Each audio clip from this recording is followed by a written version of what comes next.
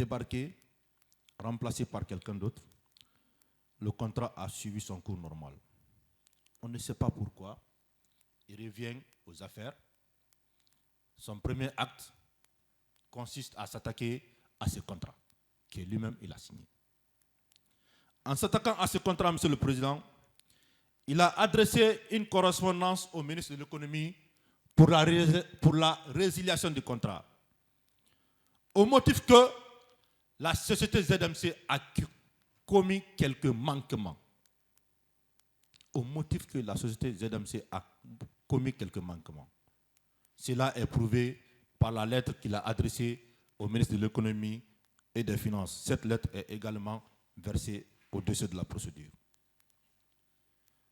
En réponse, le ministre de l'Économie et des Finances lui a répondu que le contrat ne prévoit pas sa clause expresse de résiliation et l'a invité à observer les dispositions de l'article 10 relatif à un règlement à l'amiable.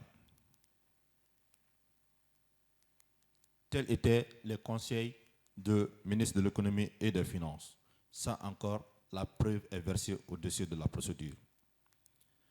En dépit de cette recommandation, le ministre de la Santé a commencé à lancer le recrutement d'un nouvel opérateur, d'un nouveau fournisseur pour la fourniture du contrat portant pour la fourniture des produits pharmaceutiques, Monsieur le Président.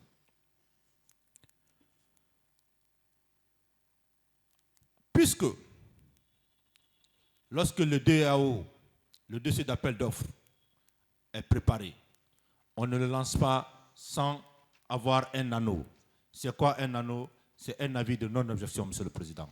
Et qui délivre ça? C'est l'administration des grands projets, Monsieur le Président, la CGP. L'administration de contrôle et des grands projets, Monsieur le Président.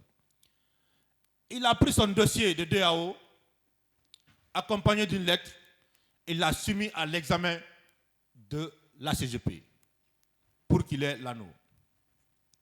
À l'examen, l'administrateur lui a répondu ceci. C'est important, Monsieur le Président. Le courrier de l'administrateur est versé au dossier. C'est le courrier numéro 0553 du 6 mars 2020. C'est également versé au dossier de la procédure. L'administrateur lui a dit, sauf erreur de notre part, depuis 2015, le ministère de la Santé est signataire d'un accord contractuel avec une compagnie internationale chargée de fournir ses produits pour une période de 3 années, renouvelable 2 fois. Par ailleurs, dans le dossier transmis à l'ACGP, mes services techniques ont relevé que votre département avait saisi le 30 décembre 2020 le ministre de l'Économie et des Finances. En réponse, le ministre il a invité vos services compétents à privilégier un règlement à l'amiable aux différends et à suggérer que la négociation fasse l'objet d'un accord écrit. Au regard de ces différents constats et pour éviter une judiciarisation du litige, la CGP recommande d'inviter les représentants de l'entreprise à un accord amiable. Monsieur le Président, lorsque le dossier d'appel d'offres a été soumis à l'examen de la CGP pour un avis de non-exception, ce sont là la réponse, les mots de la CGP après examen du dossier, examen minutieux du dossier. L'administration de contrôle des grands projets, après le titre du dossier, a estimé que le contrat dont était bénéficiaire notre cliente, la société ZMC, devait courir et a invité le général Rémi Lama, le ministre de la Santé, puisqu'il reproche des manquements, à privilégier un règlement à l'amiable afin d'insérer la réparation de ces manquements dans un nouveau contrat.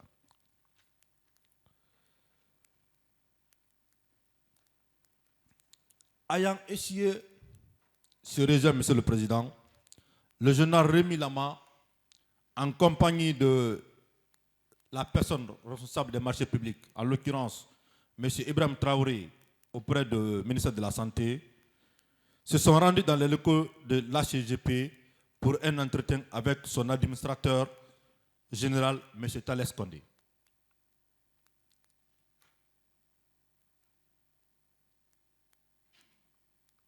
Monsieur le Président, à la suite de cet entretien, au grand étonnement de notre cliente, la CGP, qui avait quelques jours auparavant refusé de délivrer un anneau, a de façon extraordinaire accepté cette fois-ci de délivrer son anneau. Quelques jours auparavant, au vu des dossiers, il avait refusé. Mais cette fois-ci, en aparté avec le général Rémi Lama, ignorant le dossier, il a accepté de délivrer l'anneau. Monsieur le Président, nous sommes en droit de nous poser la question en ce moment qui consiste à savoir qu'est-ce que le général a bien pu dire à M. Thalès ce jour-là, dans les bureaux de M. Thalès, entre quatre murs, pour l'amener à donner son avis de non-objection. À la barre, après différentes interventions, on a tout fait pour que le général nous révèle le fond de leur entretien. Il n'a pas accepté. Il a fallu que votre Auguste Cour prenne la décision d'inviter M. Thalès Condé pour venir témoigner, afin que nous sachions exactement ce qui s'est passé. M. Thalès, à votre barre, Monsieur le Président, nous a à votre barre, a soutenu ici que ce jour du 11 mars 2020, le général lui a montré la preuve du prétendu faux usage de faux qu'aurait commis la société ZMC. Le 11 mars 2020. C'est important. M. Thalès a dit que le 11 mars 2020, le ministre de la Santé a commencé à parler de faux et usage de faux. Alors que dans le courrier de février, il n'a pas parlé de faux et usage de faux. Dans le courrier de décembre adressé au ministre de l'économie et des finances, il n'a pas parlé de faux et usage de faux. Dans un acte officiel précédent cette séance, il n'a parlé de faux et usage de faux. Il est venu de façon informelle dire à Thalès, le monsieur, il a fait du faux, par conséquent, acceptons de mettre son contrat de côté et procédons au recrutement d'un nouveau opérateur. Cette même date, voyant la tournure de la situation, la société ZMC a décidé de saisir l'autorité de régulation des marchés, l'ARMP. Monsieur le Président, je ne vais pas revenir là-dessus. Les avocats de l'État ont suffisamment martelé ce que l'ARMP a eu à prendre comme décision. Mon confrère Adam Salomon reviendra sur cette décision, les conséquences de cette décision. Ce qu'il faut retenir, Monsieur le Président, à la suite de cette décision, l'autorité contractante, en l'occurrence le ministre de l'économie, le ministère de la Santé, avait 5 jours.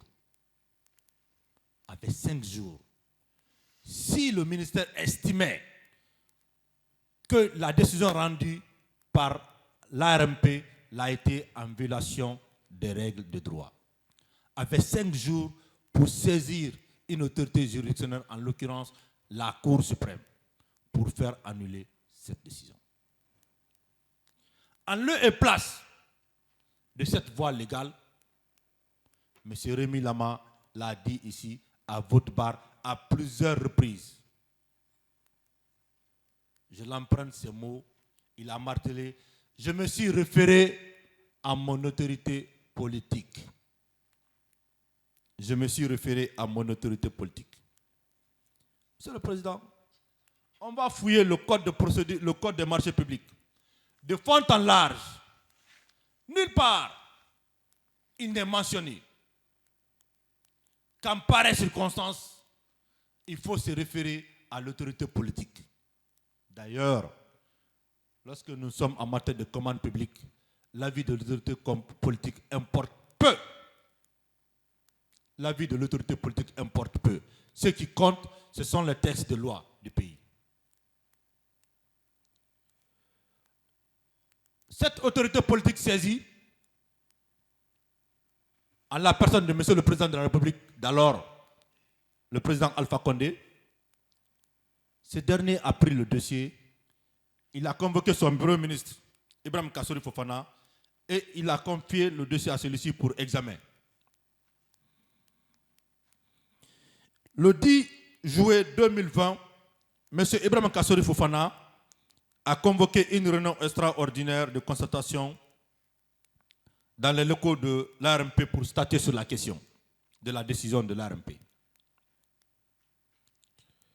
Étaient conviés à cette réunion les représentants de l'administration et contrôle des grands projets, ACGP, qui avaient refusé de délivrer la note, mais l'a délivré après.